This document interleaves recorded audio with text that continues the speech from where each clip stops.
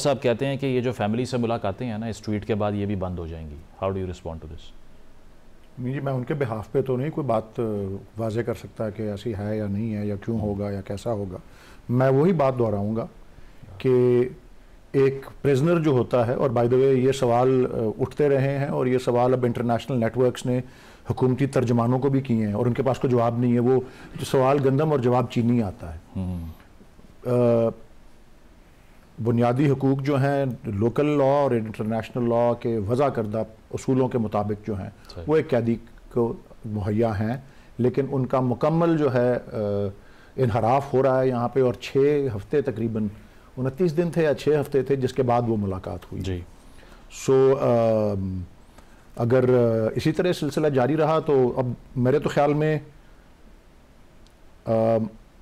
आप भी ये देख लें, अगर ये ट्वीट्स का सिलसिला अभी की ट्वीट के ऊपर आप बात कर रहे हैं, आप पूछ ले, ये जो कहते हैं ना, एक कितनी गिनवाई हैं इन्होंने, इसी इंटरनेशनल नेटवर्क को बता रहे थे ना कि 189 मीटिंग्स हुई हैं फैमिली से, पता नहीं कितनी हुई हैं लॉयर्स से जी। ये मुलाकात ना करवाने का नतीजा ज़्यादा नुकसानदेह है, मैं समझता हूँ। अच्छा, ज़्यादा जो है और जो महमूद साहब कह रहे हैं कि ये ट्वीट जो है पीटीआई की कॉज को हार्म करेगा, नुकसान पहुँचाएगा, आपको नहीं लगता कि इससे आप इतना टेम्परेचर राइज कर देंगे कि पॉइंट ऑफ नो रिटर्न आ जाएगा? ये देखने वाली बात है। ये हर एक का अपना अपना इसका होता है, इसके बारे में राय रखना। मैं आपको अपनी राय दे देता हूँ। इससे खान साहब ने ये वाजे किया है कि वो किसी के आगे झुकने को तैयार नहीं है। अच्छा। जो मर्जी जो है उनके साथ, उन्होंने जहनी टॉर्चर की बात की, उन्होंने कैद तन्हाई की बात की, और उन्होंने कहा कि कैद तन्हाई एक बहुत बड़ा टॉर्चर जो है होता है अज़ खुद। और वो मुझे अभी भी याद है, वो जब 2013 में, मैं उस वक्त कौमी असम्बली के इलेक्शन में खुद भी शरीक था। सही। वो एक जलसे के दौरान जो है वो ऊंचाई से गिर गए थे जी। और ज़ख्मी हो गए थे, और फिर वो इलेक्शन कैंपेन भी नहीं कर सके। और वो क्योंकि हॉस्पिटल में थे, और जब हॉस्पिटल के बाद इलेक्शन हो गया 2013 का, उसके बाद जब वो घर आए तो वहाँ पे उनको इयादत के लिए मेहमान आते रहते थे। मैं भी एक दिन गया वहाँ पे, तो मैंने जब उनका हालचाल पूछा, मैंने कहा जी आप कैसा महसूस कर रहे हैं? सही। तो उन्होंने, ये वो कैद में नहीं थे, सिर्फ घर पे थे, क्योंकि उनकी ज़िंदगी इस तरह की रही है, बतौर एक खिलाड़ी के, बतौर एक फलाही काम करने के, वो इदारे को चलाने के, सियासी जमात को चलाने के, वो एक एक पल, एक एक सेकंड बिजी होते हैं।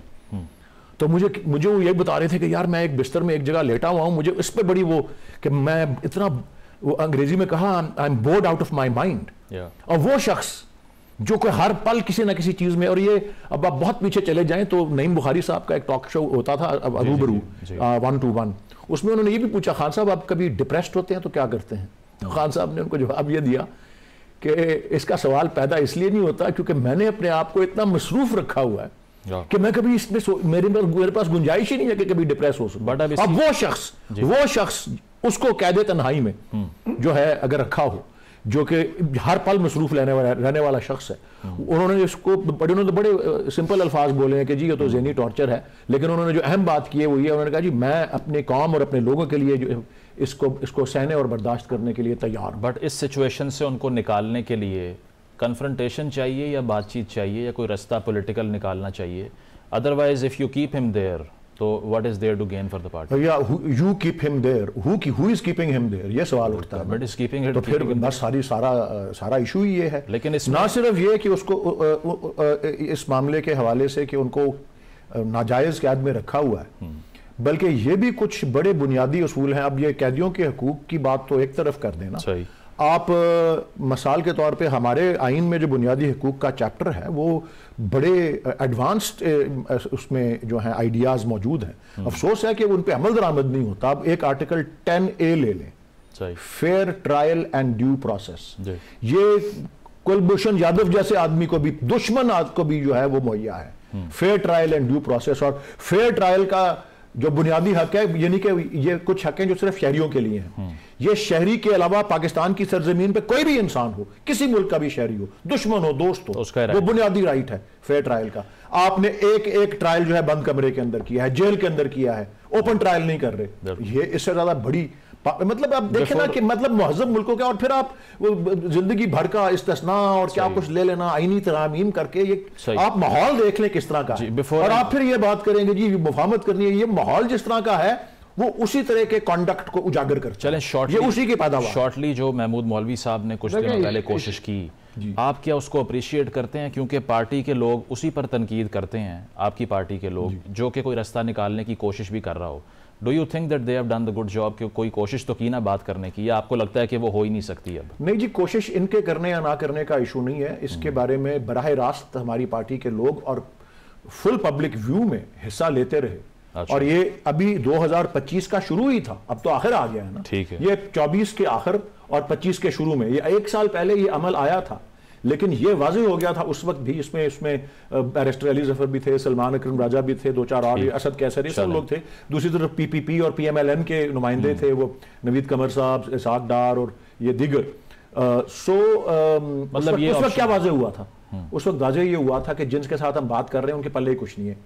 एक छोटी सी बात मांग ली कि जी आए हम इनको इस गुफ्तगू को आगे बढ़ाने के लिए हमें रसाई दे दें हमारे चेयरमैन तक। ठीक है, मतलब ये ऑप्शन वफाकी हुकूमत ये करने में भी बेबस, ये ऑप्शन आप एग्जॉस्ट कर चुके हैं ये ऑप्शन। हाँ जी, मतलब वाज़ेह यही हुआ, मतलब कि माजी का तजर्बा तो यही है कि इसमें से कुछ भी नहीं निकला।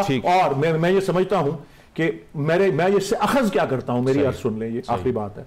मैं इससे अखज़ ये करता हूं कि जो रास्ता भी निकाला जाता है, निकालने की कोशिश की जाती है, जिस रास्ते पे डाला जाता है, उसमें नजर यही आता है कि मंजिल यही है कि जी किसी तरह से इनको झुका के सही जो है मतलब कोई नाक से नकीरे निकलवा के कोई चीज करवाई जाए का इशू है। ठीक है, अली गौर साहब इसको एक तो रिस्पॉन्ड कर दें, और दूसरा फैसल वाडा साहब अब ये कह रहे हैं कि आइंदा से ये मुलाकातें भी नहीं होंगी, ये वो आपके बिहाफ पे कह रहे हैं, क्या उनको कोई इन्फॉर्मेशन है कि हुकूमत ने फैसला कर लिया है कि अब नो इंटरेक्शन, जीरो इंटरेक्शन होगा फैमिली के साथ, लॉयर्स के साथ?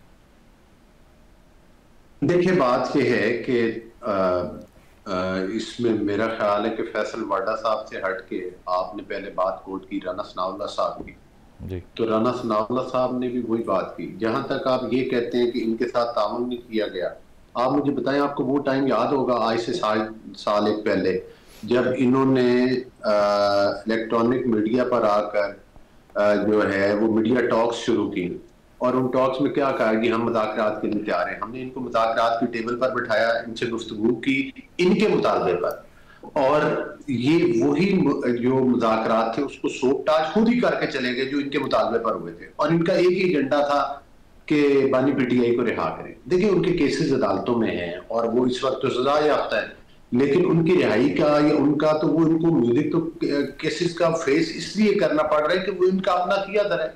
कोई मैंने या आपने इनको 9 मई का मशवरा तो नहीं दिया था कि आप 9 मई करें, तो मैंने या आपने या पीएमएलएन ने तो मशवरा नहीं दिया था कि आप इस्लामाबाद पर वफाक के कैपिटल के ऊपर हमलावर हो जाए, कील वाली लाठियां ले आए, तमाम केपीके हुकूमत के सारे सरकारी वसाइल लेकर हमला आवर हो जाए। फिर अब भी आपकी मुलाकात आपने किस तरह से, आपको हालांकि सबको पता है कि खान साहब सेहतमंद है, उनको कुछ भी नहीं जेल में, इन्होंने एक प्रोपोगंडा शुरू किया, और वो भी कहां से शुरू किया? इंडियन चैनल, जहां के हालात ये हो चुके हैं, हर चीज का एक मौका महल होता है कि वो आपकी क्रिकेट टीम के साथ सलाम लेना पसंद नहीं करते। आप उनके मीडिया का सहारा लेकर और उनके जहरीले प्रोपोगंडे का हिस्सा बन रहे हैं, फिर आप कहते हैं हमें मुहब्बत का।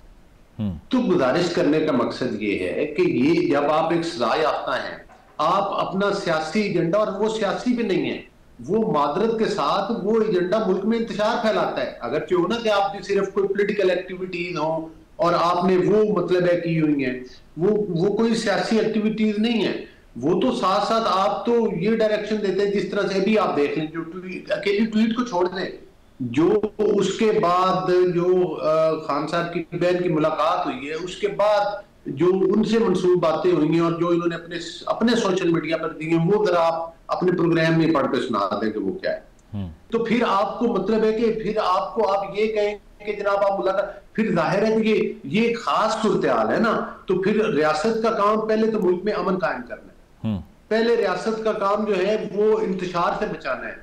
तो उसके लिए आप कहते हैं जी हमारी मुलाकातें बंद होगी, आपको दुनिया जहान आप खुद मानते हैं जी देसी मुर्गे भी पहुंच रहे हैं वहां पर, जनाब मछली भी पहुंच रही है वहां पर, जिम एक्सेस, एक तरफ आपके सियासी मुखालफिन थे, आप वो कैमरे लगा के चेक करते थे कि किसी को खाना तो अच्छा नहीं मिल रहा, किसी को मैट्रेस तो नहीं दे दिया गया, किसी को कोई और सहूलत तो नहीं दे दी गई, आपको तो वो सारी सहूलतें दी गई हैं, और भी जो कुछ आप मांगते हैं वो आपको मिलता है। लेकिन अगर आप कहें कि आप ऐसी बयानबाजी करें जिसके लिए आप पाकिस्तान की अफवाज के खिलाफ एक नैरेटिव बनाए, पाकिस्तान के मुल्क के खिलाफ एक नैरेटिव बनाए, तो मेरा ख्याल है उसकी तो फिर अली गौर साहब आपने कहा ना ये अमन अमान पे भी कॉम्प्रोमाइज़ नहीं होगा, तो फिर इस पर अब जो आपसे मंसूब करके या बजाते खुद जो बैरिस्टर अकील साहब ने भी कह दिया कि गवर्नर राज की डिस्कशन हो रही है, पख्तूनख्वा के अंदर जो स्पेस है पीटीआई के पास, अगर वो भी आप वाकई ये समझते हैं कि अगर वो उनसे ले ली जाएगी तो हालात कुछ बेहतर हो जाएंगे? नहीं, देखें, पहली बात तो ये है कि गवर्नर राज की बिल्कुल आप समझें कि मतलब है कि कोई भी सियासी गवर्नमेंट को ये